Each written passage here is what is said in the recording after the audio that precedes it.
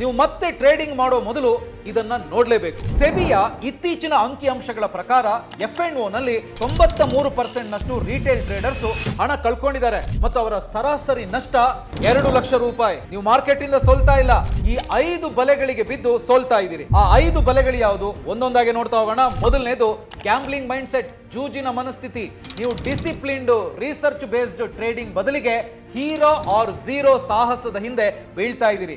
ಎರಡನೇದು signal slavery, ಯಾರೋ ಕಳಿಸಿರುವಂತ Telegram tips ಅನ್ನ ನಂಬಿ ಬೈ ಮಾಡೋದು ಇದೆಯಲ್ಲ, ಇದು ಪ್ರೊಫೆಷನಲ್ ಟ್ರೇಡರ್ಸ್ ಗಳ ಲಾಭಕ್ಕಾಗಿ ನಿಮ್ಮನ್ನ ಬಲಿಯಾಗುವಂತೆ ಮಾಡುತ್ತೆ. ಇನ್ನು ಮೂರನೇದು ರಿವೆಂಜ್ ಟ್ರೇಡಿಂಗ್, ಮಧ್ಯಾಹ್ನ 3:30 ಒಳಗೆ ಆದ ನಷ್ಟವನ್ನ ವಾಪಸ್ ಪಡೆಯೋದಕ್ಕೆ ಪ್ರಯತ್ನಿಸೋದು ನಿಮ್ಮ ಅಕೌಂಟ್ ಅನ್ನ ಖಾಲಿ ಮಾಡುವ ಅತ್ಯಂತ ವೇಗದ ದಾರಿ ಅಂತ ಹೇಳ್ಬೋದು. ಇನ್ನು ನಾಲ್ಕನೇದು, ನೀವು ಸ್ಟಾಪ್ ಲಾಸ್ ಹಾಕದೆ ಸ್ಟಾಕ್ ಬೆಲೆ ಕುಸಿಯುತ್ತಿರುವಾಗ ಹೋಲ್ಡಿಂಗ್ ಅಂಡ್ ಪ್ರೇಯಿಂಗ್ ಮಾಡ್ತಾ ಕೂತಿದ್ದೀರಿ ಅಂತ ಹೇಳಿದ್ರೆ ನೀವು ಈಗಾಗಲೇ ಸೋತಿದ್ದೀರಿ ಅಂತಾನೆ ಅರ್ಥ.